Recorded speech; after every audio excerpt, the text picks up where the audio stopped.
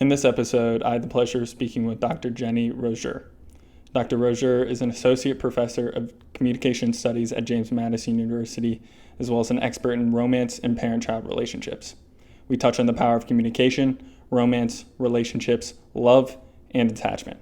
Every podcast episode has been a chance to learn and improve both the quality and content of each conversation. Inevitably, mistakes happen along the way, which only introduces new lessons and knowledge for me to learn upon. Starting at minute 51, my audio was cut off due to technical difficulties. Fortunately, it's now an incredible 9-minute monologue of Dr. Rosier touching on the vitality of compliments and what both parents and partners can do right now to improve their relationships with their loved ones. Thank you for tuning into the Common Human Podcast. Seek knowledge and wisdom always. Dr. Rosier, you know yourself better than anyone else. Better than me, your friends, your neighbors, your coworkers. Could you describe who you are while touching on your expertise in romance and parent-child relationships, as well as your time at James Madison University as an associate professor of communication studies? Yeah. So my name is Dr. Jennie Rosier. I am an associate professor at JMU. I have been here for 13 years, and I am an expert in romantic and parent-child relationships. Specifically, I focus on the communication skills that we can use to improve those relationships. And I tend to focus on attachment, empathy, trauma-informed conflict. And I also often use a interpersonal neurobiology lens. And so Sure. how does the way that our parents communicate with us impact the architecture of our brains, which then later impacts the way we communicate later in life? And Understood. so, yeah, I am married and I have 4 children. Ranging from ages 8 to 14. And so, yeah, I'm pretty busy mom and professor. That's amazing. That's amazing. Well, thank you so much for your time at James Madison University. You said Yeah, 13 years, so that's I think 13 or incredible. 14. I'm not exactly sure. Okay. Yeah, I mean, fair estimate. That's incredible. So, what has led you to become a quote unquote love enthusiast and Mhm. began both the Relationships, Love, and Happiness Project and the Mhm. Love Matters podcast? Yeah, so I, it's a long road. So I mean, I think I could go back to college when I took a communication class. I took an interpersonal communication class, and I was not a communication major. And I quickly realized that people studied marriage. And I thought to myself, like, that's really cool. People spend their lives studying marriage. Like, what a cool thing to study. And as I changed my major to communication and had really awesome conversations with lots of my professors, I realized like not only do I want to study this, but I think I want to teach as well. And I had a mentor at University of Maryland that really helped me um, move through my graduate programs. And her name's Dr. Laura Janusik, and she is my idol.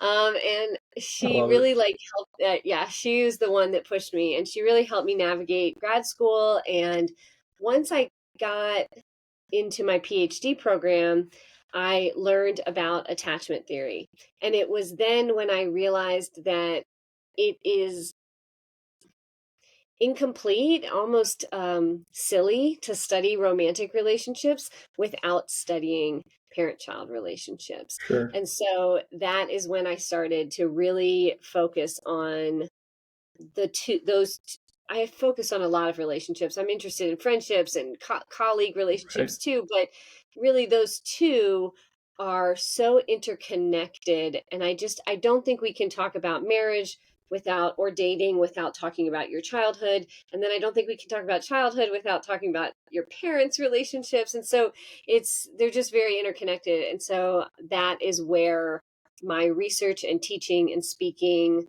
all come together. Sure. Understood. So, would you say there is somewhat of an underlying framework in which parent child relationships have an impact on all sorts of relationships. So whether, like you mentioned, friendships, Yeah.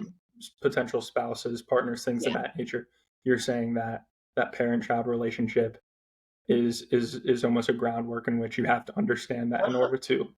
Oh, Okay. yeah. Yeah. I mean, if you want to learn anything about dating or marriage, you can look back at some of your earliest relationships and get a lot of insight into why you communicate the way you communicate, how you interpret the communication of others, how what your outlook on relationships are, what your outlook on the world is, your views of yourself, your views of other people. It's all Right. very much rooted in those early parent child relationships. Absolutely. And did you almost have an intuition initially that you wanted to take part, like in regards to your undergraduate and graduate degrees? Did you know initially, like in high school and things of that nature, that you wanted to kind of pursue this communication, and okay, this relationship No. aspect of things? Okay. No, I think in high school, I didn't really know what I wanted to do.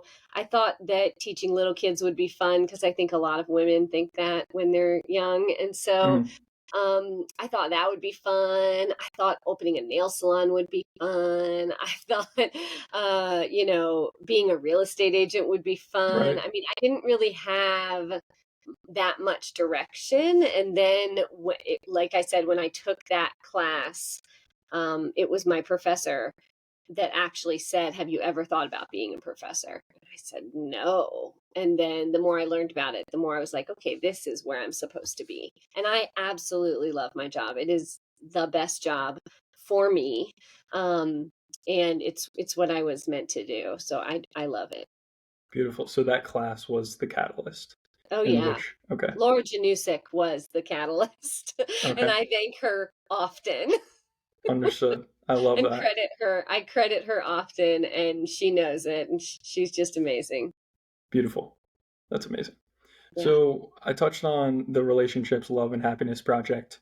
So I guess, what does that project entail, and what is your main mission for human beings? Yeah. So when I was in grad school, it was, the early 2000s. And so there really wasn't I mean, the internet was there, but it wasn't as big as it is now, clearly. And I just felt like there was an opportunity to translate academic research for a lay audience. I thought, I'm in academia and I'm learning so much about dating and marriage and parent-child relationships, and there's so much information out here and it needs to be like given to the masses. Now, this is not a Right. novel idea in 2023.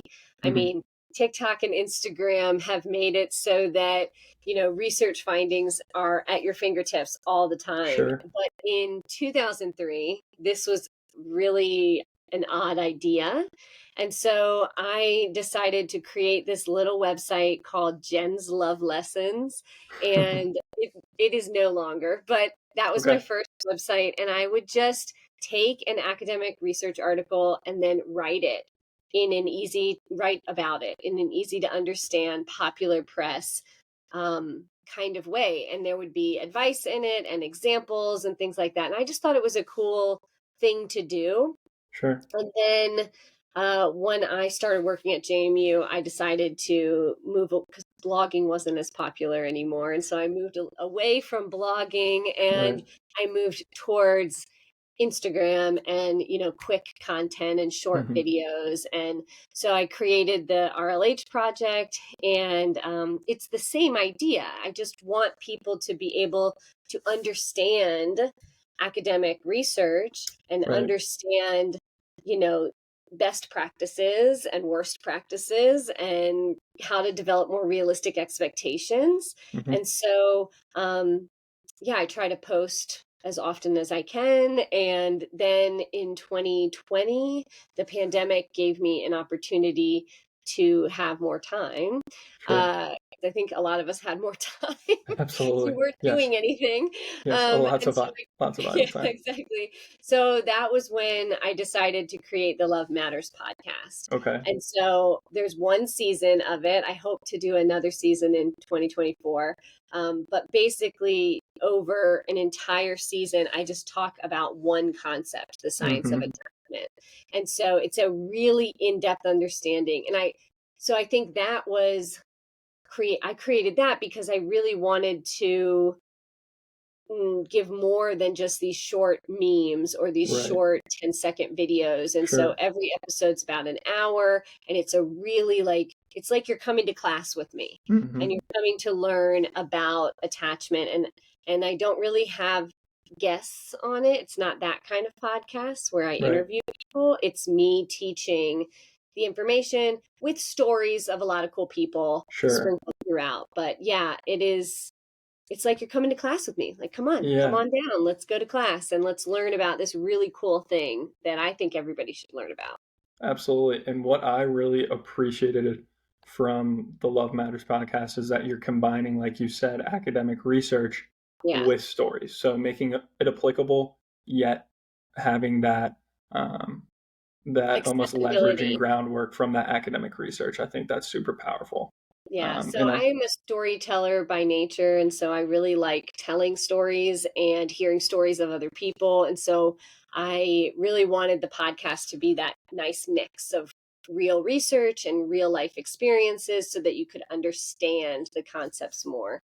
awesome. Well, I think you're doing an incredible job. And so, like you said in the podcast, you've dedicated your life to deciphering how one can use communication to live happy, healthy lives Yeah. connected to others.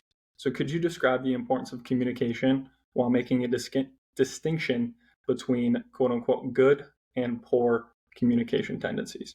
Yeah. So communication, like without communication, relationships would cease to exist, right? We wouldn't be able to have friendships and romantic relationships, and we might be able to have some superficial ones, but those rich, deep, great relationships come Mm-hmm. from a lot of communication, and that communication needs to be open and clear, and um, it needs to follow appropriateness rules, which is something that a lot of people have a hard time with. Sometimes you have to read the room to Right. feel what the appropriateness rules are in that relationship or in that situation. While there might be rules with one group of people they don't have those rules with the same rules with another group Sure. of people. There's like general societal rules, American societal rules, that we don't do A, B, and C, and we do C, D, and F. Mm-hmm. But there's also very relationship specific rules. You might have one group of friends, for example, that curses a lot. And then you Right. have another The group of friends northern group. cursing is not Sure. acceptable. It's considered offensive. And so some of these rules we have to figure out as we go through trial and error. Maybe you say that curse word the first time and people are like, what are you doing? And you realize, oh, okay, so we don't do that here. And so we learn through trial and error. We learn through people explicitly telling us. So like our Mm-hmm. parents sometimes will say, you represent our family, and in our family we speak like this. Right. Um, and a lot of times we just learn from watching other people. So maybe you didn't curse, but Susie did, and you saw that people didn't like it when Susie Mm-hmm. cursed, and so you say, I guess I'm not Right. going to do that. And that's a really simple example, but um, that's how we learn all of our communication. Unless you are taking a communication course or majoring in communication studies, you don't get a ton of direct education about how to communicate in different situations. And so depending on the relationship that you're in or the topic that you're talking about or even the environment that you're in, the rules Sure. can change. And so good communication follows the rules, those implicit rules and those explicit rules, and it achieves goals. So if your goal is to make everyone like you and you communicate in a way where people like you, then you are effective and you have Mm-hmm. achieved your goals. If your goal is to make everybody like you, and half the people do and half the people don't, Right. you're not as effective as you thought. So yeah, we want to be able to achieve our goals and to follow rules and be open and honest and clear in our communication, and that's important in every relationship. Sure. Communication is a tool in which you have to be able to understand the context in which you are in, like you're saying, the groups, and Yeah, then utilizing trial and error as well to be able to interpret what words should I use for particular groups. sure. Um, so how can one utilize the power of communication to portray love or romantic feelings, even disfavor, in a healthy way? Yeah, so I mean, like I said, you really need to be open and honest when you're in romantic relationships. And that sometimes means that you're going to hurt somebody's feelings. Hopefully, it means that you're not going to give someone like an attachment injury, right? We don't want to give people trauma from uh, speaking openly and honestly, but it is important to be open and honest. You want to be able to communicate in a way that builds trust, that if you want to continue the relationship, that continues to build intimacy. And if you want to end the relationship, you want to end it in a way that is kind and respectful. And there's no clear like sentence I can give you, right? Hmm. There's no list of vocab words I can Right. give you. Like I said earlier, every relationship is different, and what you can say in one relationship, you might not be able to say in another relationship. Something that worked with one partner might not work with your next partner. Right. And so a lot of the nuance of romantic relationships is becoming in tune with your partner, recognizing the things that trigger them, the things that make them feel loved and lovable, and reading the room, right? Sure. Reading the relationship and treading lightly early on, while still maintaining a level of respect and openness and honesty. So while I would love to give everybody like a really clear sentence, like this sentence works, um, Absolutely. it does. I could say it works with me, and then it doesn't work with you, and then it doesn't work with someone else. So it's really about becoming in tune with your partner, which you can Hmm. only do by communicating with them and spending time with them. Sure. And so becoming in tune with them and figuring out what works for them and what doesn't work for them. Right. Relationships are so subjective in that way. Hmm. Um, there's an ability, like you said, with particularly relationships with feelings and romance and love and all of these complex concepts. There isn't Yeah. just one word or one sentence answer. So, I mean, you basically just answered my question, but I guess how Yeah. do we decipher between all of those nuances depending upon the context of the relationship and how that necessarily Yeah. I works? mean, again, it is super subjective, like you Mhm. said, and the more we can communicate with one another, the more you can share parts of yourself with your partner, the more open you can be, the more time that you spend together, the better you're going to be at figuring that out. It's very similar to raising children. Anyone who has Right. more than one child knows that the technique or strategy or communication tool that works with your first child inevitably does not work with your second child. And the thing that works with your first child in January doesn't work with that same child in February. And so I think that parenting really teaches you so much about adult relationships too, because you realize how fluid everything is and how adaptable and ever changing Right. all of it is. And so that doesn't change when you become an adult. You need to continue to be flexible and adaptable um, and be willing to go with the punches and Sure. change the way you communicate to address this new person. When you get in a serious long-term relationship, especially a marriage, you have to go into it with the expectation that you are going to marry multiple different people throughout your Mm-hmm. marriage. Mm-hmm. You know, I hope that you feel like you are a different person today than you were 5 years ago. Sure. If you don't, then you have not been engaging in life, Right. right? So you're a different person than you were 5 years ago, and 5 years from now, you'll be a different person. And the Mm-hmm. person that you marry is going to change. And real mature love makes a conscious decision to love again and fall in love again with the same person, Mm-hmm. even though they are very different. Sure. And these are incredible points because humans, inevitably, we are individual beings in which we evolve. And if we're not evolving, are we moving with the times and are we advancing ourselves and then Yeah.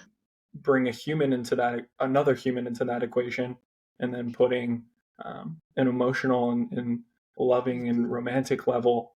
Um, there's so many moving parts that we all just have to really Yeah. be aware of and make sure we're And be aware of on a daily flexible. basis. Yeah, exactly. Yeah. Right. Good communication is flexible. Good Right. relationships are adaptable. Mm-hmm. They're not stagnant. They're not stuck. Mm-hmm. And you speak of children. I personally don't have any, so I cannot speak from experience.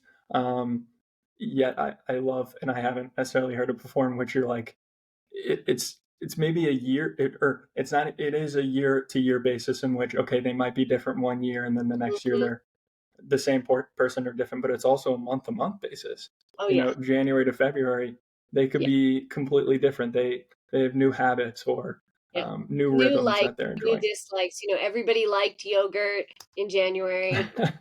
Nobody likes yogurt in February. Yeah, So, I mean, that's a very simple thing, but, our taste for food changes, our taste for communication styles and strategies changes. And you want your kids to evolve. You want them to grow. You want them to grow into the person that they want to be. And sometimes you have to just take a back seat and watch that happen. And that is really hard as a parent as well, to sit sure. back and watch it happen. Um, but yeah, they're very different, and so you have to be a parent has to be adaptable, or Mhm. it's going to be really hard for them. You speak on another great point, Hmm. and I know you mentioned there's not, or there's never typically one sentence or Yeah. 2 to 3 tips and tricks, but what do you suggest to parents in order to create in a adaptable lifestyle in which they can be adaptive for their children Yeah. rather than being too authoritative and things of that nature? Sure. I'm rigid, right? Hmm. So the best piece of advice that I have for parenting is to allow, I have a couple, but one is to allow your children to be physically and emotionally dependent on you in the first several, like 5 to 10 years of life, as much as they want, because one of the big issues that I see when I talk to parents or when I go to daycare centers and talk to people who work with young children is a lot of parents are pushing independence on their kids before they're ready.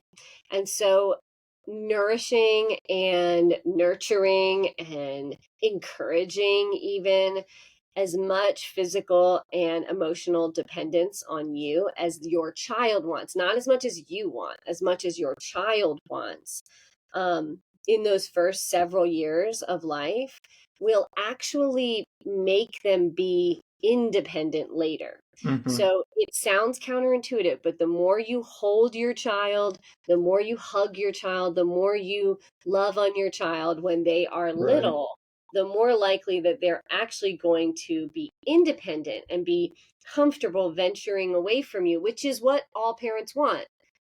Unfortunately, what happens is a lot of parents will start to push independence too early, Mm. and that causes anxiety. And then when their 15-year-old is not very independent, they wonder what happened.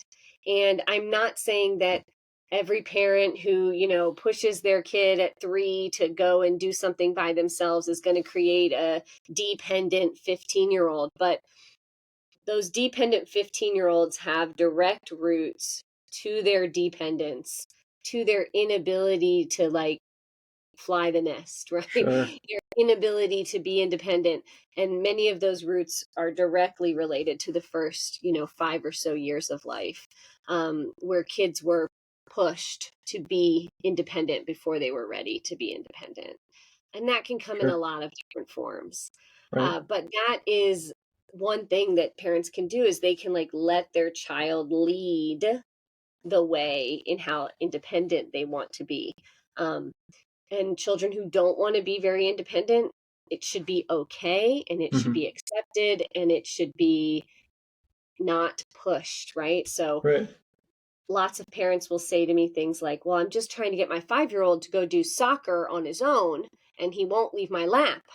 And what is likely happening is he feels really anxious being at the soccer field. And when mom thinks that her pushing him off the lap, go do soccer, come on, go do it. Hmm.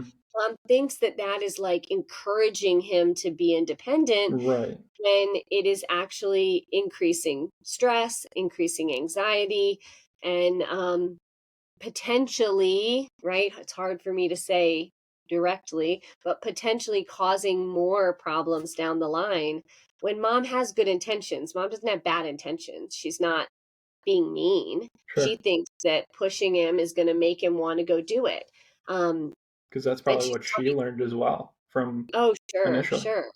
Yeah, yeah. We use most of the parenting tools that we have were given to us by a parent, Hmm. um, years before, Right. decades before. We don't even realize that we have them sometimes, Right. whether they were good tools or bad tools. Sure. And everything you just said makes so much sense because, I mean, there are inevitable objective facts within the growing process as a child, being able to have a caregiver and be nurtured within a certain period of time. I obviously don't know all the timelines and Mhm. science behind it, but like you say, it sounds almost like a counterintuitive process, yet it makes so much sense because it's like, okay, it's a thing of being patient.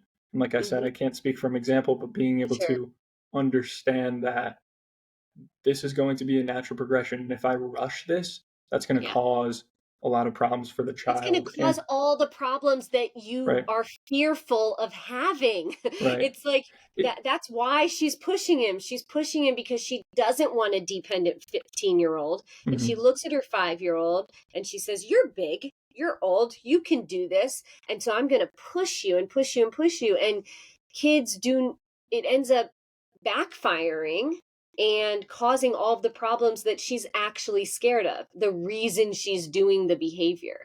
and sure. and we do a lot of those things. Humans do a lot of behaviors where we're doing the behavior because we're scared of Right. A, B, and C, and the behavior actually causes A, B, and C. Hmm. We do this all the time. Hmm. um, Exactly. and that is one of the examples. Kids will leave your lap when they're ready. They'll Right. leave your lap when they're ready. And the process that goes on in their head, every time I'm upset, mom picks me up. Every time I need her, mom holds me. Every time I want to hold mom's hand, she holds my hand. Every time I'm going somewhere where I'm a little nervous, mom goes with me. Mom never pushes me away. Mom always makes me feel safe. Hmm. That happens hundreds of times. And the brain creates internal working models that make the child feel like the world is a safe place to be. I'm pretty great because mom is so nice to me all the time, so I must be an awesome person. Hmm. Mom is an awesome person. Mom's the main person I know. And if other people are like mom, this is going to be awesome. Like life is going to be Right. awesome if other people are like mom, because mom's so great. Mom makes me feel good. She makes me feel safe. She makes me feel like I can do anything, Sure. which is what you want. And so, hey, I am 5 years old and I'm at my first soccer practice, and I think I can leave mom. I think Right. I can go and do it by myself. Right. Um, because everything seems pretty awesome. Now, Sure. the child that's been pushed and pushed and pushed, their brain process is life is scary. Everything is Hmm. scary. The world is scary. Mom gets so frustrated with me. I don't want another adult to get frustrated with me Right. because I'm clearly a frustrating person, right? So I'm labeling myself like I'm a frustrating human Sure. because mom always gets frustrated with me. So other people will be frustrated with me too. Hmm. So this is even scarier than I ever thought. There's no way I'm getting off mom's lap at this soccer practice, no matter how many times she begs me or encourages me or tells me that I need to go. Right. I'm going to sit right here. And if mom doesn't let me sit on her lap, I'm going to cry, which Sure. is going to embarrass and frustrate mom even more.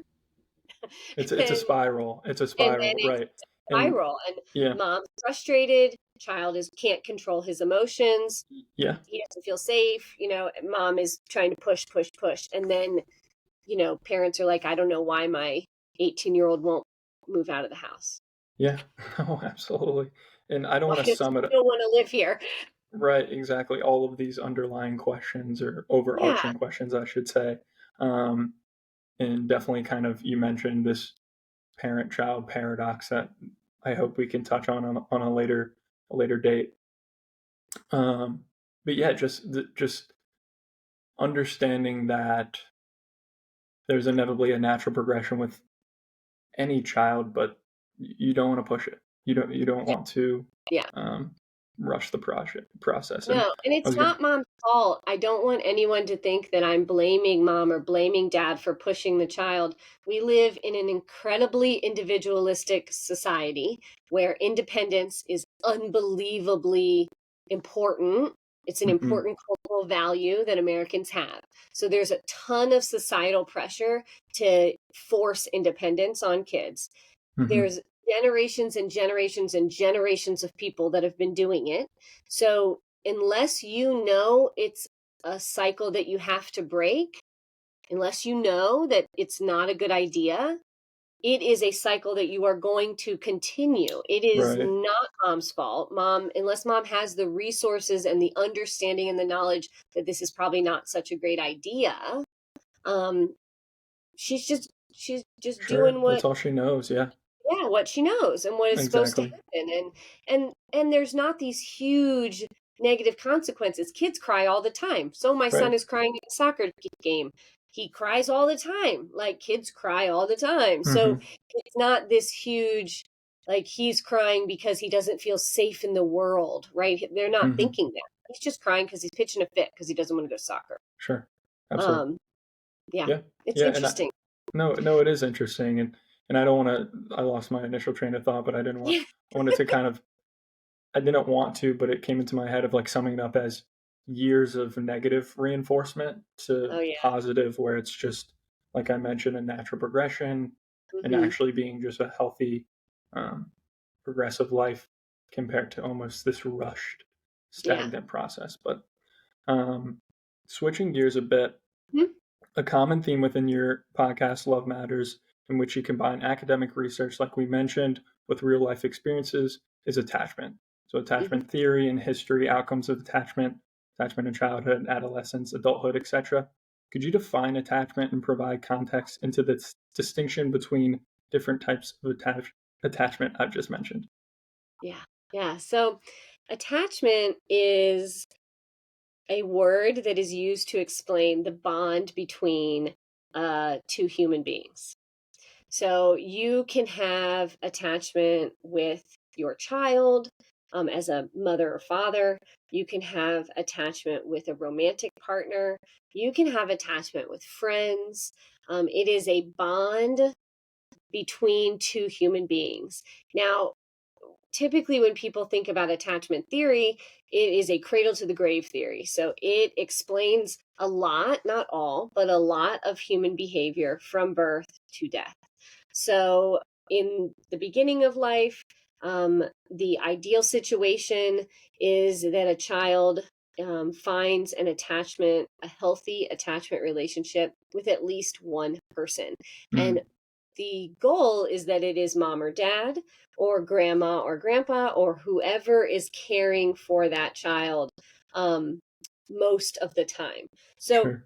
you could even have an attachment bond with a nanny or a daycare provider. Hmm. And the ideal situation is a child has a secure, healthy attachment bond with at least one person.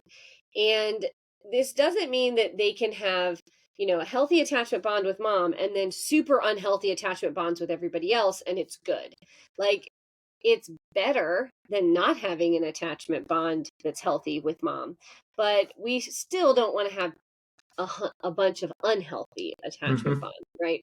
So the bond that is developed between, and I will give the example of mom and child because it is the most common relationship. So let's say when we talk about attachment, at least, so the bond that's created between mom and child, if it is strong and healthy and secure, then internal working models are developed in the child's brain, um, around up between the first like birth and 3 years old, Mm-hmm. where there's internal working models that tell them how to view themselves, how to view others, and how to view relationships. So Right. internal working models are things in our brain that give us like an outlook on life, Okay. right? And so healthy bonds, secure bonds, in early childhood, develop internal working models that say like, I'm a good person, other people are good people, and relationships are worthwhile, right? Sure. And so if we can set that foundation with children in the first 3 years of life, the child then carries these internal working models with them for the rest of their life. So Mm-hmm. the way that you, for example, were interacted with in those first 3 years of your life created this foundation that is impacting the way that you communicate with others right now Mm-hmm. as a grown adult. Now, does this mean that it's set in stone? No, it's not set in stone. The foundation is always there. Those first 3 years of life, that foundation is always there and it follows you throughout life. But you can build on top of that foundation, just like the foundation of a house. You can build on top of the foundation. Hopefully, you're using like Right. really high quality products. Everything looks aesthetically pleasing. You're Sure. building a solid house with great Framework. rooms and framing and everything. Yeah. So you can build on top of that foundation, but that foundation is always there. And if that foundation is insecure, if it is filled with trauma, if it is filled with a lot of negativity, that foundation, if you do not process it at some point when you are an adult, it can proverbially come back to haunt you. Um, Absolutely. it can rear its ugly head, Right. at some point later on. There's lots of funny memes on the internet that say things like, if you don't address your trauma, your relationship will, right? If you don't So and address your so. Yeah. childhood trauma, your job will. If you don't address your childhood trauma, your children, when you're a Mm-hmm. parent, it will come. Um, or your body will, right? And so Yeah. there it's it's possible to have like an unhealthy, insecure, traumatic, Right. foundation and build a really nice house on top of it. But at some point, you're going to have to go address that foundation, Absolutely. um, and and you're going to have to do some repairs, right? Sure. Because a crappy foundation a lot of times has cracks and leaks, and sometimes it completely crumbles. And Right. so you're going to have to work on that, even if you build a super nice house on top of it. Sure. Yeah, you're creating a beautiful picture and developing a great analogy in which there is a framework, and depending on how that framework has been structured, if it has, if it's thin wood or very thick iron pipes, whatever, um, you know, unhealthy, healthy, that's going to change the way in which you uh, are acting with others and with yourself, both in adolescence, childhood, and adulthood. So, like you said, if you do kind of have that maybe creaky with leaks, Mhm. childhood, unhealthy childhood, are there ways in which one can understand and unravel their unique attachment to their caregivers and come to ground on how it affects, their day-to-day lives depending on, their past childhood and things of that nature? Yes. So I think that the first thing that you can, and a lot of this can't be done really I mean, a lot of this work for you to do yourself can't be done till you're an adult, right? Children can be, their attachment can be improved through interventions with therapists or interventions with parents. Attachment is malleable. We can uh, improve people's attachment. Right. But as if you're talking about like what can you do as an individual person, a lot of researchers would argue that adulthood is when you really can start addressing those things. And Yeah. I think that it, right, it's all in a continuum. So some people have really, really secure attachment bonds, and some people have really, really insecure attachment. And a lot of people fall somewhere in the middle, right? So, depending on how insecure your attachment is, will depend on how much external help you need addressing Sure. it. Right. So if you just have some mild attachment issues, I think it is completely reasonable for you to become self aware, which is one of the first steps. Become self aware, identify things that trigger you, Hmm. um, start to think about when you are triggered, how are you feeling? What kind of behaviors do you typically enact when you are triggered, Hmm. and then start implementing some more positive communication practices instead of those negative strategies that you were Right. using before. That is a doable thing to do. It is a long process, it is Hmm. not short. One of the things I like to tell my students is we all grow up thinking that our way is the way. So we grow up and we're like, oh, well, this is the way that people talk to other people. And this is the way that girlfriends are. And this is Yeah. the way that friends are. Right. And this is the way that people interpret the communication of others. And the way that my brain overthinks everything, that's just the way it is. That's how people are. Sure. Your way is just a way. It Hmm. is not the way. And Hmm. until we can all really understand that my thought process is my thought process and your thought process is your thought process, it becomes really hard for us to even identify that we have issues. Because if we think our way is the way, well, everybody overthinks. I hear so many students say that to me. Well, everybody, what do you mean? Some people don't overthink? Yeah. Like, yes. It's a Some common people don't thing. overthink. Yeah. Some people don't ruminate. Some Right. people don't dissect conversations. Yeah. Um, you mean some people really like themselves? Yes. Some people actually really like themselves, Hmm. or even the opposite. Some people hate themselves, like Hmm. really hate themselves. Yes, they do, because every one of us is different. And so Right. I think we have to really understand that our way is not the way, it is a way. And we have to be able to be self aware and critically analyze our way. Hmm. Our way is just a way, and it's not set in stone. It's not, this isn't just who you are. Right. You are capable of evolving, you are capable of getting rid of negative habits or negative strategies that you use and Right. implementing more positive ones. You're Right. capable of healing. And so I think that it's a ton of self-awareness, a ton of um, you know, just analyzing the way that you are and Hmm. understanding there are other ways to be. And identifying triggers is really, really important. I think that it took me a really long time to recognize that some of my reactions to things were over the top Sure. because it was something that triggered me. Sure. And I think I was in my like late 30s before I really realized, okay, Yeah. so when somebody tells me what to do, it triggers me and it makes me say reactive things like, who are you talking to? Right. Why are you telling me what to do? Hmm. One of my triggers is being told what to do. And so I will many times misconstrue somebody speaking to me as they are telling me what to do. They are bossing me around. They are trying to be an authority figure for Right. me. And that's not what they are intending at all. But because that's one of my triggers, I immediately go to that place and then I immediately get defensive and I immediately shut off and I don't want Right. to talk to you anymore. And I don't want to have this conversation anymore and we're done. Sure.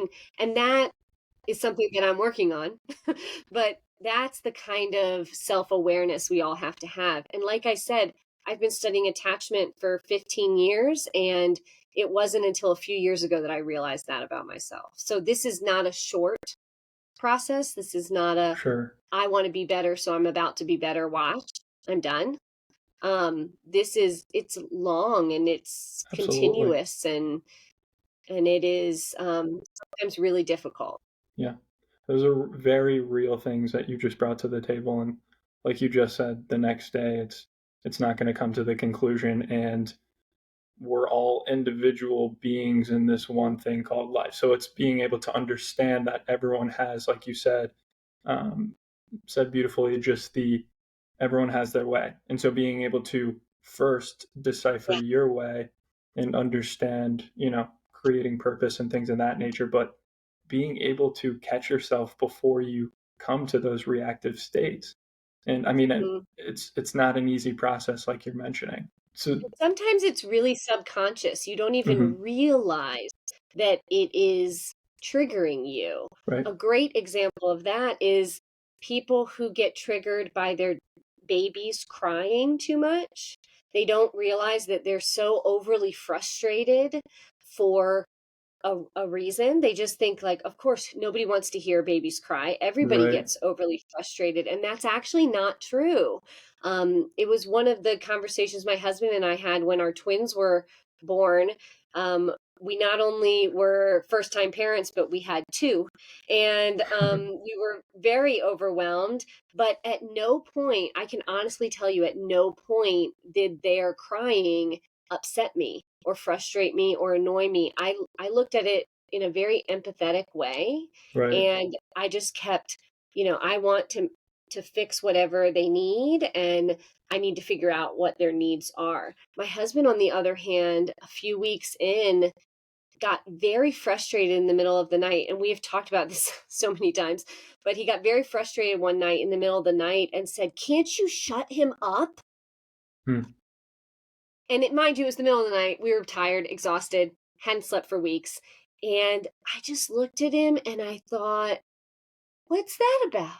hmm, Why right, why would our baby crying make you react that way? And so the next day we talked about it, and one of the research based reasons that people get triggered by their babies crying so much is because it subconsciously reminds them of their own incessant crying when hmm, they were infants. So it's not something that my husband and I could consciously talk about where I'm like, "Do you remember when you were a newborn? Did you cry a lot?" right, Like he can't say that, but based on his childhood experience, he could say, "You know what? I probably did.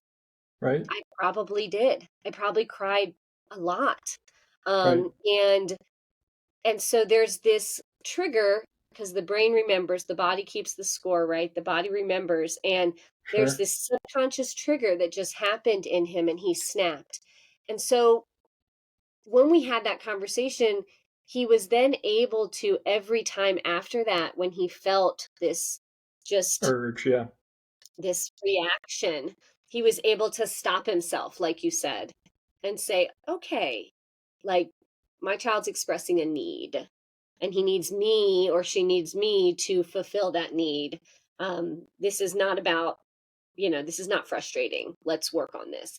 And when I say that, it sounds like it was really easy for him to make that switch. It was not. It was hmm, hard and it took some time, but it was an interesting revelation to have. sure, no, absolutely. And being able to look at those situations, I personally thought maybe objectively, but then you just brought to the table empathetically, being as if there is a reason here. There is I mean, Yeah. potentially, but typically as a child, I feel as if there would be a reason that they're crying, right? I mean, I don't know Yeah. what that reason might be, but being Yeah. able to just think about it rather than not, and just letting your Yeah, intuition. they're crying because they have an unmet need, and Hmm. crying is communication. Right. So you have to listen and Yeah. figure it out. Yeah. 100%. Listening is absolutely very important in all aspects of life. Hmm. So switching gears a bit, um, you've written a book called "Make Love, Not Scrapbooks," in which you utilize stories and Yeah. research-based tips in order to help others intensify their relationships and the love within them. How can one intensify and grow their Yeah. relationship with their loved ones in a positive way? There's lots of things that you can do. I wrote that book when I was getting my PhD, actually. Okay. And so that that book was my first book, and it was really a culmination of all of those blog posts I was telling you about. So I had Right. been writing my blog for years at that point, and so I like looked at all of my blog posts and all the topics, and I'm like, okay, I'm going to put this in a book. And Nice. so there's lots of things, and for me, I think I wrote when I wrote that book, I had twins already, so I'd only had two kids, and so I was doing it from a perspective of newly married, new parent, and there are things that you can do more on a day-to-day basis, like learn how to compliment your partner, um, learn how to appreciate your partner and what to say to express that kind of appreciation, um, do exciting things together, right? So I give a lot of ideas on how to do exciting dates or exciting activities together, because new and interesting activities helps build intimacy. How to have certain conversations about money, sex, kids, conflict, work, in-laws, right? So how to have those conversations and some conversation starters. And so yeah, that book was a fun book to write, and in it I also include lots of quotes from um, married people that I knew who said, "Oh yeah, this is really important. Date nights are really important for our marriage," or and our favorite date is A, B, and C, or making a love list is really important in our marriage. And so I give a lot of very practical tips in that book. It's an extremely practical book with lots of examples. So yeah. Yeah. Yeah, so one of the chapters is about complimenting. I think it's called Generate Some Blushing. And so complimenting, I actually just talked to my students about this last week.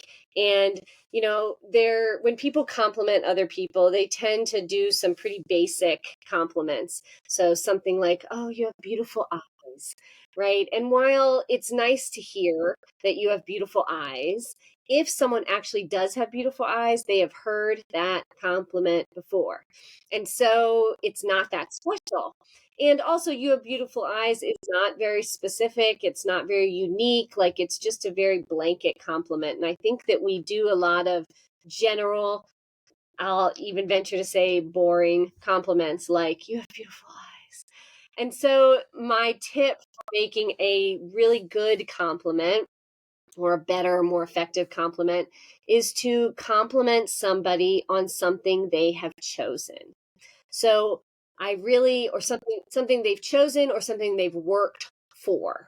So you could say to your partner, maybe, "I really like the way that you supported your friend the other day.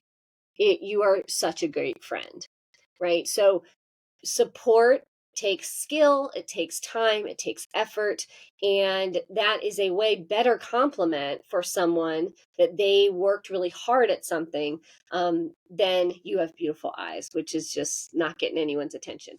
So a lot of times my students will be like, "Well, what if you don't know the person? What if you're not dating them? Like, you're not going to walk up to a stranger at a bar and be like, 'I like how you support your friends.'" I say, okay, so if you're walking up to a stranger or you are complimenting someone new, you could compliment the way they've put their outfit together, right? I mean, that takes skill. That takes, they probably spent some time putting that together. I really like the way you put that outfit together.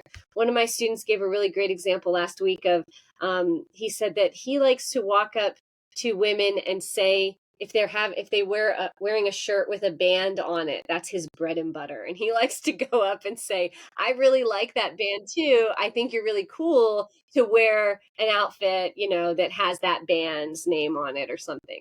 So that is something that they've chosen. It gets into conversation. He also said that he likes to then say, have you ever seen them in concert?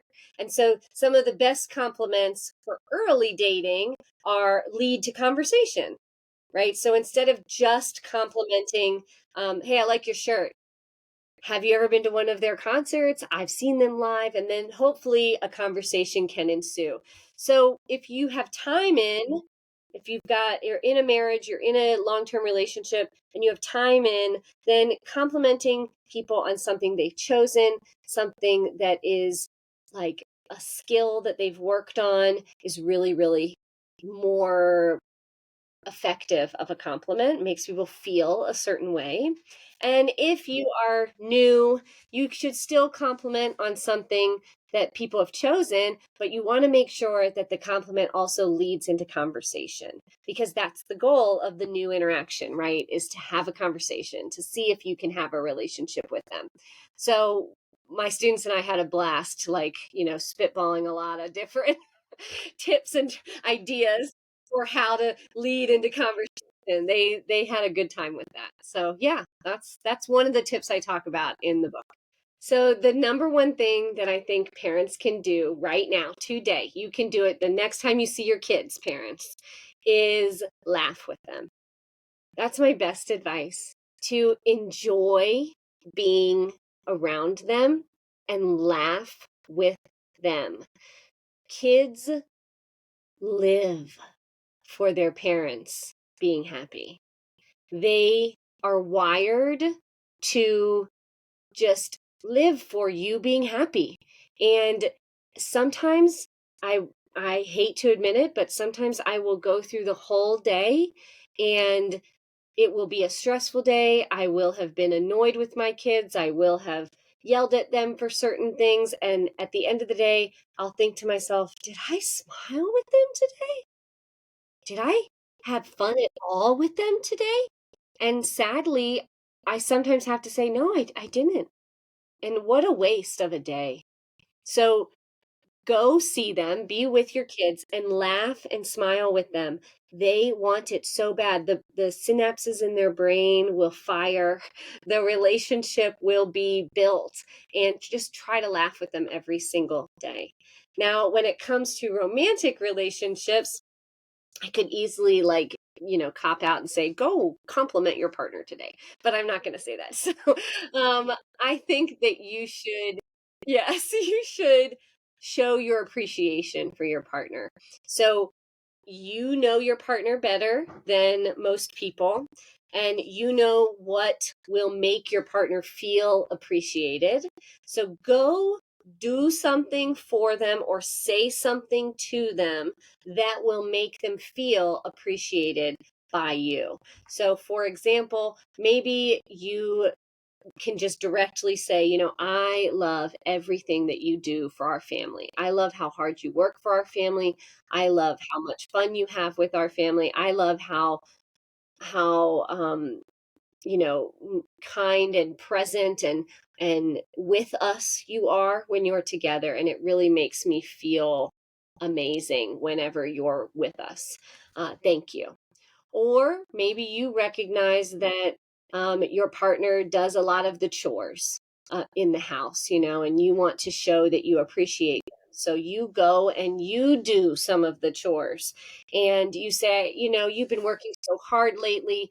I'd really wanted to, help get some of these things crossed off your list. And so, I filled up your gas tank and I did the dishes and I tidied up the living room. I want you to just really know that I see you and I appreciate you and everything that you do for our relationship.